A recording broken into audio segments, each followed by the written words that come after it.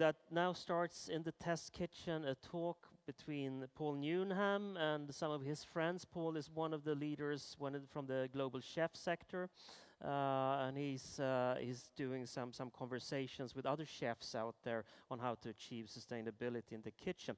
So, but here we're going to talk about food on a 1.5 degree planet. And we're going to do that together with Brent Loken from the WWF, and who's the head honcho scientist at WWF. So please join me on stage, Brent. Big round of applause for Brent. Nice to see you again. Pleasure to have you here, Brent. So did you bring a presentation, by the way? Yep. You did. Then I give you the clicker. Slides. All right, good. So let me do that. Let me just put this on silent. It's nice to be in person again, isn't it? It is perfect to be in person. There are so many discussions that we need to have that really only can be held in person, right? Yeah, it's funny to be talking about food on a 1.5 C planet when it's freezing cold and raining here, isn't it? It's been a cold spring here in Sweden. But for the next 5 minutes or so, I just want to walk you through some slides and talk about food in a 1.5 C planet and what it's going to take to actually achieve this. Now, but before I do that, let's just take a quick stock take of the planet. And I think a scan of the headlines over the last several weeks will tell you where we are. Climate crisis. The world is currently at its hottest for at least the last 12,000 years. Global ice loss is catching up to worst case scenario predictions. There was a heat wave last year in BC Columbia, and that was the worst in Canadian history ever. That was followed last November by record-breaking floods. India and Pakistan, you probably have seen some of these.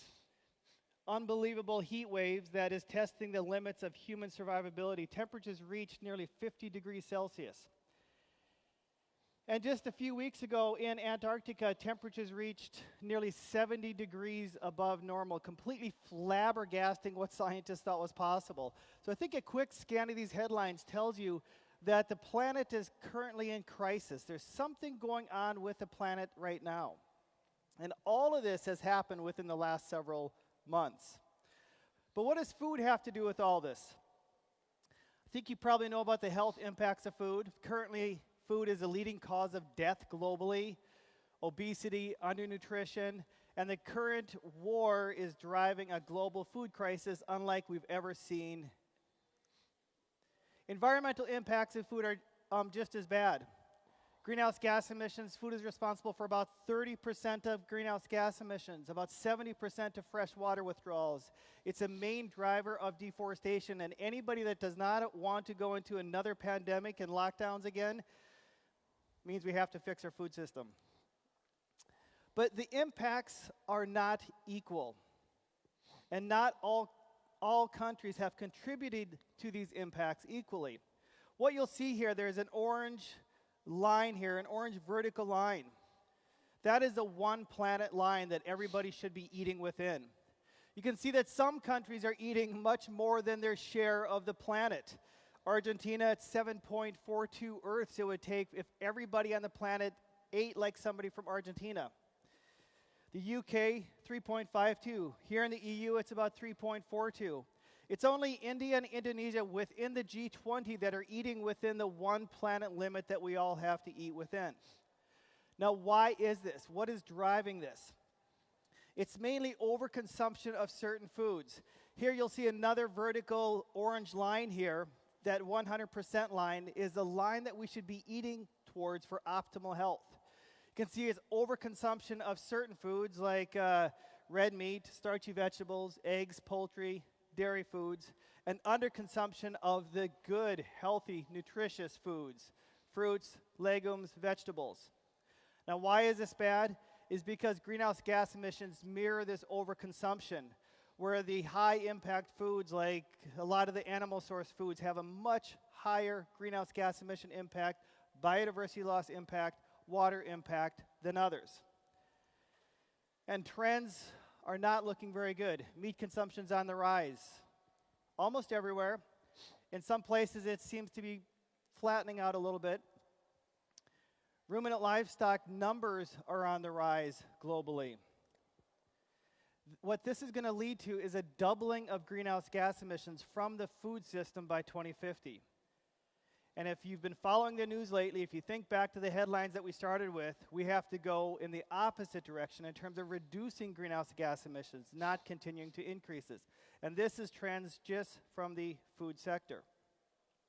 What is that going to drive? Increasing rates of environmental destruction, tropical deforestation, which you're seeing all over the world, and increasing rates of biodiversity loss. I used to work in Borneo. I worked there for 5 years, worked a lot with orangutans, clouded leopards, Sumatran tigers, and other things. And this is what you see in these places. Quick, rapid destruction of the rainforest, of Earth's nature. It's currently a war on nature, and a lot of that is driven by our food system. Now, does anybody know what's happening this week in Stockholm? What is it? Stockholm Plus 50. It's a historic day in Stockholm. People from all over the world came here to celebrate 50 years since the establishment of the UNEP, the environmental program. 50 years ago in Stockholm, world leaders came and said, we have to stop what's going on, this destruction on nature. And 50 years after it, we're meeting again, and we haven't done any better. A lot of this is driven by the food that we eat every day. Now, we're on a race to zero, folks. This is where we need to be heading in every single sector between now and 2050. We're currently at about 59 gigatons of greenhouse gas emissions globally for all sectors. So you can see here that's 2022 where we are right now. By 2050, we have to get down to net zero. What that essentially means is every single sector has to decrease emissions down to zero. Imagine that. We're still increasing emissions in all sectors. We rapidly have to flip course by 2025 and rapidly decrease emissions in every single sector. If we don't do this, we're probably headed for a 3-degree planet, not a 1.5. And if you've seen the current impacts at about, we're at about 1.2 degrees Celsius warming right now. If you imagine what that's going to be at 3 degrees, that's going to test our limits of human survivability in many places. Now, what this figure is showing is the critical importance of food systems. What you see on your left are all the emissions from the food system from the various sectors. When you add all those up from transportation, from consumption, from production, it's about 30% of global greenhouse gas emissions. What you'll see on your right is essentially what this is saying is that if we achieve energy decarbonization, transport decarbonization in every single sector, but we ignore the food system, it will consume our budget for a 2-degree future. So food systems by themselves will drive greenhouse gas emissions beyond the limits that the Paris Agreement has set. Just food emissions. Yet food emissions continue to be ignored. So what can you do? A lot of people ask me, what should they be doing? Well, the first one is open the too difficult box. A lot of time, it's tricky to talk about food in your business, with politicians, especially if we're talking about diets. People will talk about food production, but they don't want to talk about diets, because that's one of those things where people say, keep your hands off my food. Don't tell me what to eat. Second is don't wait for the zeitgeist. Create it. We need a rapid transformation of the way that we think, and every single one of us have to step up to play that role. Don't wait for permission. Just go out and do it. Lead by example.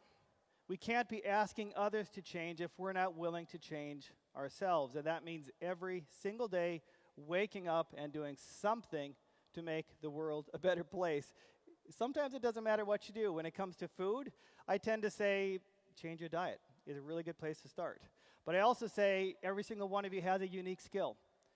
Use it. Figure out what it is. If you're a dancer, dance. If you're a painter, paint. If you're a parent, parent. If you're a politician, then make better policies. Whatever it is, lead by example. And last thing, be a relentless leader.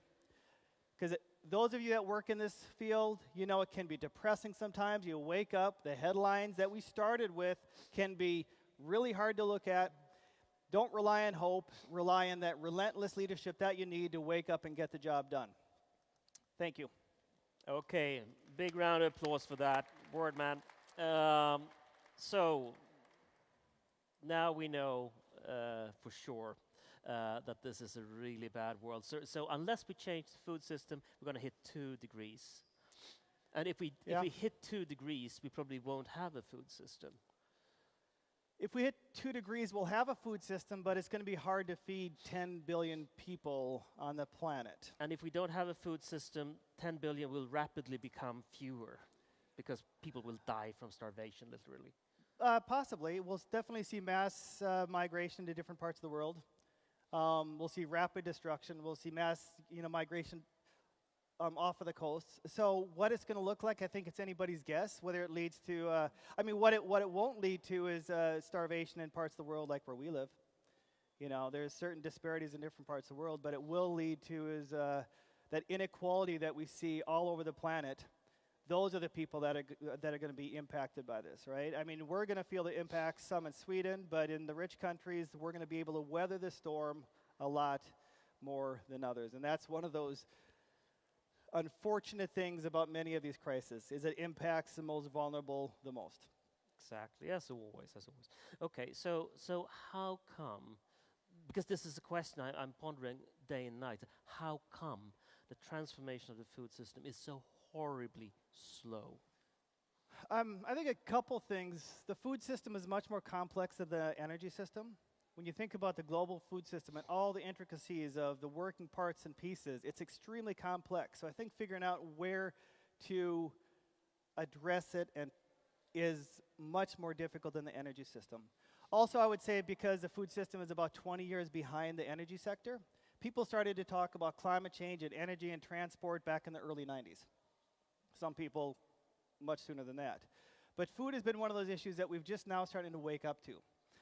So somehow we're going to have to figure out how to follow the same course in terms of where the energy sector is going, but do it in a much more rapid way. We don't have 20 years to waste. We don't have, right? So No. basically you usually say that we have one generation to change, and we're pretty far into that generation, right?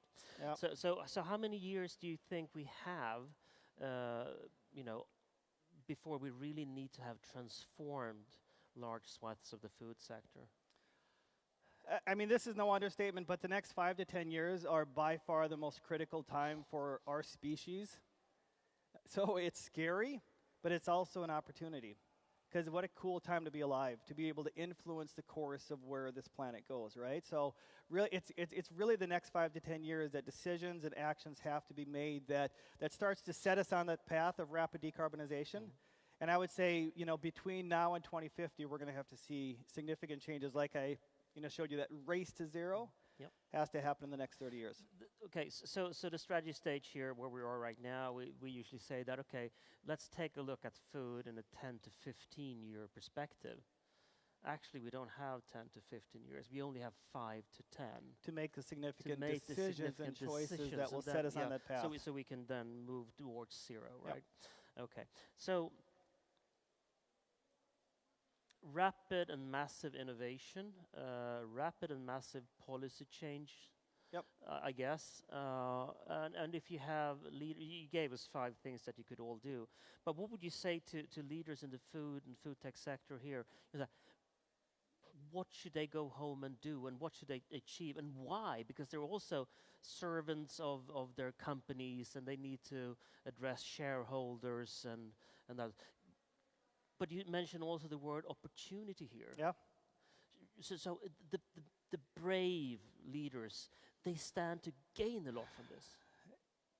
In business, I mean, making money is not a bad thing, right? And I think we need to shed that perspective that making money is bad.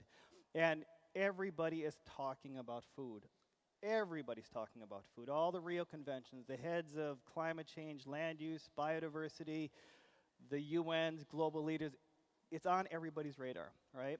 And they're looking at different solutions to this. One are like dietary shifts, policy change, another is food technology and innovation. And I think in certain parts, especially government leaders, are looking at innovation as a way of being a key leverage point within the system to make these changes. So I would say there's never been a better time where the business sector and the politicians are able to come together, and the politicians are able to see we have to make the environment right to make this happen.